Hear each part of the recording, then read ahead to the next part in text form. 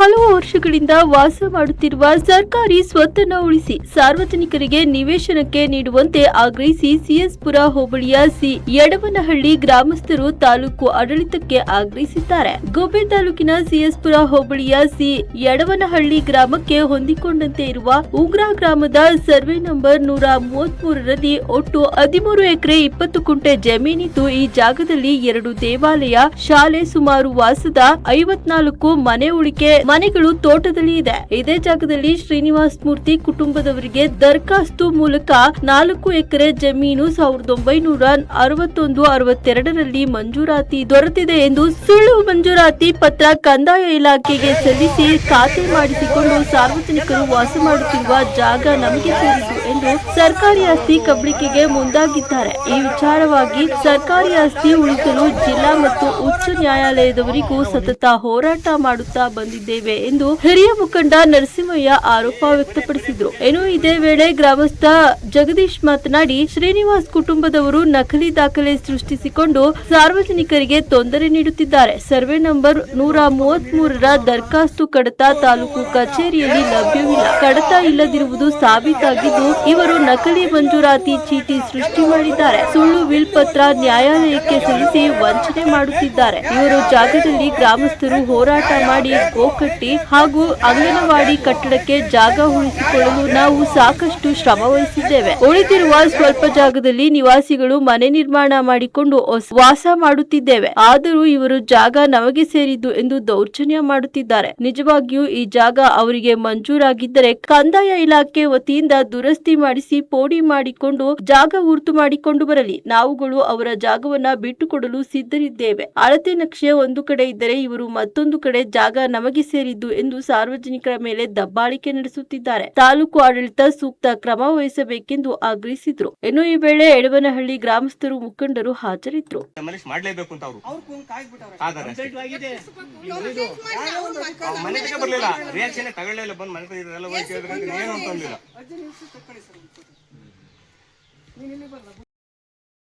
ನಾವೇನು ವಿಚಾರ ಹೋಗ್ತಿರ್ಲಿಲ್ಲ.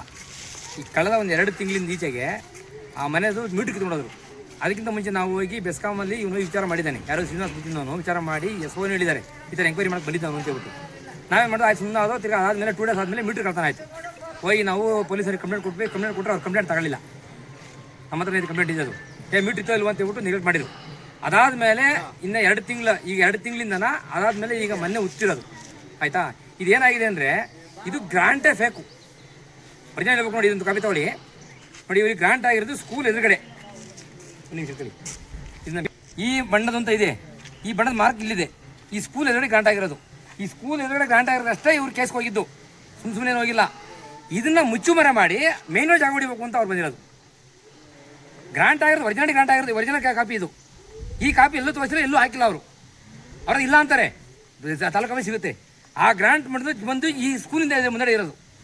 ಅದನ್ನು ಮುಚ್ಚುಮರೆ ಮಾಡಿ ಮೇನ್ ಜಾಗ ಹೊಡೆಯಕ್ಕೆ ಹೋಗಿರೋದು ಅವರು. ಆಮೇಲೆ ಈಗ ಇವರು ಮಿಸ್ಸಿಂಗ್ ಕರ್ತ ಮಾಡ್ಕೊಂಡು ಆ ಅಮ್ಮ ಸತ್ತೋದ ಮೇಲೆ ಒಂದು ಫೇಕ್ ವಿಲ್ ಕ್ರಿಯೇಟ್ ಮಾಡಿ, ಈ ವಿಲ್ ಕಾಣದಂಗೆ ಹೋಗಿ ಅವರು ರಿಜಿಸ್ಟರ್ ಮಾಡಿ ಅದಾದಮೇಲೆ ಇವರು ಪಣಿ ಮಾಡ್ಕೊಂಡಿದ್ದಾರೆ. ಯಾವುದೇ ಗ್ರಾಂಟ್ ಮೇಲೆ ಇವರಿಗೆ ಪಣಿ ಆಗಿಲ್ಲ, ಗ್ರಾಂಟ್ ಡಾಕ್ಯುಮೆಂಟ್ ಮೇಲೆ ಇವರಿಗೆ ರೈಟ್ಸ್ ಬಂದಿಲ್ಲ. ಅದನ್ನು ಇವರೇ ಚಾಲು ಮಾಡ್ಕೊಂಡಿದ್ದಾರೆ. ಯಾರು ಗ್ರಾಮದವರಲ್ಲೇ ಯಾರು ಸಪೋರ್ಟ್ ಮಾಡಿಲ್ಲ, ಗ್ರಾಮದ ಒಬ್ಬರೇ ಹೋರಾಟ ಮಾಡಿದ್ದಾರೆ. ಅವರು ಸ್ವಂತಕ್ಕೋಸ್ಕರ ಅಲ್ಲ, ಸ್ಕೂಲ್ಗೋಸ್ಕರ, ಗ್ರಾಮಕ್ಕೋಸ್ಕರ. ಇವತ್ತು ಗ್ರಾಮ ಹಿಂದುಳಿದಿದೆ. ಅಲ್ಲಿಂದ ಒಂದು ರೋಡ್ ಮಾಡಕ್ಕೆ ಬಿಟ್ಟಿಲ್ಲ, ಒಂದು ಪೈಪ್ಲೈನ್ ಮಾಡಕ್ಕೆ ಬಿಟ್ಟಿಲ್ಲ. ಅಲ್ಲಿ ಯಾರನ್ನ ಅಡ್ಡ, ಅದು ಗ್ರಾಮದ್ದೇ 13 ಎಕರೆ. 13 ನಾವು ಕೇಳ್ತಾ ಇದ್ದೀವಿ, ಆಯ್ತು ಅವ್ರಿಗೆ ಗ್ರಾಂಟ್ ಆಗಿದೆ ಅಲ್ವಾ, ಆಗಲಿ. 13 ಎಕರೆಯಲ್ಲಿ 4 ಎಕರೆ ಜಮೀನು ಅವ್ರದ್ದೆಲ್ಲ ಇದೆ, ಪೋಡಿ ಮಾಡ್ಕೊಂಡು ಬರಲಿ, ನಾವು ಬಿಡ್ತೀವಿ ಅಂತ ಹೇಳ್ತಾ ಇದೀವಿ. ಪೋಡಿ ಮಾಡ್ಕೊಂಡು ದುರಸ್ತಿ ಮಾಡ್ಕೊಂಡು ಬರಲಿ, ಅವರು ನಾವು ಬಿಡ್ತೀವಿ. ನಾವು ವೆಂಕಟೇಶು ಸರ್, ನಾವಿದ್ದು ಯಡವನಹಳ್ಳಿಯಿಂದ. ನಾವಿಲ್ಲಿ 50-60 ವರ್ಷದಿಂದಲೂ ನಾವಿಲ್ಲಿ ವಾಸವಾಗಿದ್ದೀವಿ ಮನೆಯಲ್ಲಿ. ಆದ್ರೆ ನಮ್ಗೆ ಇಲ್ಲಿ ಕಿರುಕುಳ ಜಾಸ್ತಿ ಕೊಡ್ತಿದ್ದಾರೆ. ಒಂದು ಬಾತ್ರೂಮ್ ಕಟ್ಟಕ್ ಬಿಡ್ತಿಲ್ಲ, ಮನೆ ಮೀಟರ್ ಕದ್ದಿದ್ದಾರೆ, ಮನೆ ಎಲ್ಲ ಬಿದ್ದೋಗಿದೆ. ಇವತ್ತು ನಿಮ್ದೇನು ಇಲ್ಲ, ನಿಮ್ಗೇನು ಅಧಿಕಾರನೇ ಇಲ್ಲ ಅನ್ನೋ ತರ ಮಾತಾಡ್ತಿದ್ದಾರೆ. ಬಾತ್ರೂಮ್ ಕಟ್ಟಕ್ಕೂ ನಮ್ಗೆ ಎಲ್ಲ, ನೀವೊಂದು ನೀರಿನಲ್ಲಿ ಎಲ್ಲಾ ಕೊಡಕ್ಕೂ ನಾವು ಹಿಂಸೆ ಪಡ್ಬೇಕು. ಆದ್ರೆ ನೀವೇ ನೋಡಿದ್ರಿ, ಇವಾಗ ಅಧಿಕಾರಿಗಳೆಲ್ಲ ಬಂದು ನೋಡಿದಿರ ಒಳಗಡೆನ. ಇವಾಗ ನಮ್ಗೆ ಏನು ಯಾವ್ದಕ್ಕೊಂದು ಅಧಿಕಾರಿಗಳ ಹತ್ರ ಹೋದ್ರೆ ಅವರು ಕೂಡ ನಮ್ಗೆ ರೆಸ್ಪಾಂಡ್ ಏನು ಮಾಡ್ತಾನೆ ಇಲ್ಲ. ನಿಮ್ದೇನು ಇಲ್ಲ, ಅವರು ಕೂಡ ಇವ್ರು ಏನ್ ಮಾಡಕ್ಕೂ ನಮ್ಮನ್ನ ಬಿಡ್ತಲ್ಲ. ಇವ್ರೇ ಶ್ರೀನಿವಾಸ್ ಮೂರ್ತಿ ವೆಂಕಟೇಶ ನಮಗೆ ತೊಂದರೆ ಕೊಡ್ತಿರೋದು. ಯಡವನಹಳ್ಳಿ. ಹ್ಞೂ ಸರ್, ಅವ್ರದ್ದು ಅಂತ ಜಮೀನು ನಮ್ದು ಅಂತ ಬಿಡ್ತಾರೆ. ನಾವು ಇವ್ರು ಬಂದು ಕೇಸ್ ಹಾಕದ್ಕಿಂತ ಮುಂಚೆನೆ ನಾವು ಮನೆ ಕಟ್ಟಿದೀವಿ. ಫಸ್ಟ್ ಮೇಲ್ಗೆ ಮನೆ ಇತ್ತು. ಆ ಮೇಲ್ಗೆ ಮನೆ ಹೊಡೆದು ನಮ್ಮ ನಮ್ಮ ನಮ್ಮ ಅತ್ತೆ ಅವರಲ್ಲ, ಅವರ ಮಾವ, ಅವ್ರ ಮುತ್ತಾತ ಮತ್ತೆ ಹೆಂಚಿನ ಮನೆ ಕಟ್ಟಿದ್ದಾರೆ. ಆಮೇಲೆ ನಾವೀಗ ಒಂದು 18-20 ವರ್ಷ ಆಯ್ತು ನಾವು ಮದ್ವೆಯಾಗಿ 20 ವರ್ಷ ಆಗಿದೆ. ಆದ್ರೆ ಇವಾಗ ಇಷ್ಟು ನಮ್ಗೆ ಹಿಂಸೆನೆ ಕೊಡ್ತಾವ್ರಿ. ಏನ್ ಮಾಡಕ್ಕೂ ಕೂಡ ನಿಮ್ಮ ಮನೆನೇ ಅಲ್ಲ, ಖಾಲಿ ಮಾಡ್ಕೊಳ್ಳಿ, ಇರೋದಕ್ಕೂ ಇಷ್ಟೇ ಹಿಂಸೆ ಕೊಟ್ರು. ನಾವೇನ್ ಮಾಡ್ಬೇಕು ಸರ್? ನಮಗೆ ನ್ಯಾಯ ತೋರಿಸ್ಕೊಡಿ. ನಿಮ್ಮ ಹೆಸರು? ನಮ್ಮ ಹೆಸರು ಶಾರದಾ. ನರಸಿಂಹಯ್ಯ ಸ್ವಾಮಿ ನಮ್ಮ ಹೆಸರು. ಯಾವ ಊರು? ಸಿ ಎಡನಹಳ್ಳಿ. ಏನಾಗಿದೆ? ಸುಮಾರು ವರ್ಷದಿಂದಲೂ, ಎಷ್ಟು ವರ್ಷದಿಂದ? ಇಲ್ಲಿ 1971 ಇದು ತಕರಾರು ನಡೀತಲೇ ಇದೆ. ಅಂತಿಮ ಇತ್ತೀಚೆಗೆ ಸ್ಕೂಲ್ ಆದಾಗ ಕೇಸ್ ಹಾಕಿದ್ದು ಸ್ವಾಮಿ 6-7. ನಾನು ಇದನ್ನ ಪರಿಗಣಿಸ್ಬೇಕು, ಅವ್ರಂತೆ ಆದ್ರೂ ಬಿಟ್ಬಿಡೋಣ, ಸಾರ್ವಜನಿಕರಂತ ಆದ್ರೂ ಹೋರಾಟ ಮಾಡೋಣ ಅಂತ ನಾನು ನಡೆಸ್ತೆ ಸ್ವಾಮಿ. ಈಗ ತಾವೆಲ್ಲ ಗ್ರಾಮಸ್ಥರೆಲ್ಲ ಒಂದು? ಹೌದು ಸ್ವಾಮಿ, ಹೌದು. ಪ್ರತಿಯೊಬ್ರು ಗ್ರಾಮಸ್ಥರ ಒಂದು, ಅವರೊಬ್ಬರೇ ಒಂದು ಸ್ವಾಮಿ. ಮುಂದೆ ಏನಾಗ್ಬೇಕು? ನಮಗೆ ಸಾರ್ವಜನಿಕರಿಗೆ, ಬಡವರಿಗೆ ಗುಡ್ಲು ಕಟ್ಕೊಳಕ್ ದಾರಿ ಸಿಕ್ಬೇಕು ಸ್ವಾಮಿ. ನಮ್ಮ ಅನುಕೂಲಕ್ಕೆ ಏನ್ ಬೇಡ, ಬಡವರು ಪ್ರತಿಯೊಬ್ರು ಗುಡ್ಲು ಕಟ್ಕೊಳಕ್ ಅನುಕೂಲ ಆಗ್ಬಿಡ್ಬೇಕು ಸ್ವಾಮಿ. ಮುಂದೆ ಏನ್ ಮಾಡ್ಬೇಕು?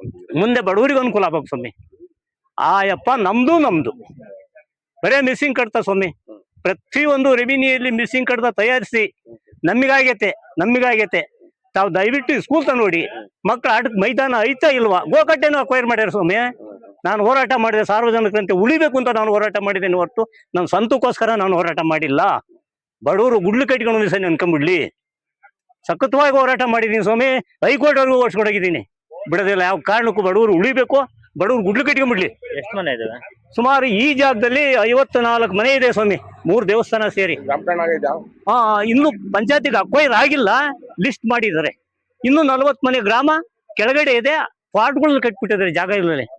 ಆ ಪರಿಸ್ಥಿತಿ ಇದೆ. ನಾವು ಅವ್ರು ಬೇರೆ ಇವ್ರು ಬೇರೆ ಅನ್ನಲ್ಲ, ಪ್ರತಿಯೊಬ್ಬರು ಗ್ರಾಮಕ್ಕೂ ಜನಗಳಿಗೆ ಅನುಕೂಲ ಆಗ್ಬೇಕು ಸ್ವಾಮಿ. ಒಂದಿಷ್ಟು ಗುಡ್ಲು ಕಟ್ಕೊಂಡ್ಬಿಡ್ಲಿ, ಒಂದಿಷ್ಟು ನೆನ್ಕೊಂಡ್ಬಿಡ್ಲಿ. ಅದಕ್ಕೋಸ್ಕರ ನಾನು ಹೋರಾಟ ಮಾಡಿದ್ದೇನೆ ಹೊಂತು ನಾನು ಸ್ವಂತಕ್ಕಂತೂ ನಾನು ಯಾವ ಕಾರಣಕ್ಕೂ ಹೋರಾಟ ಮಾಡಿಲ್ಲ.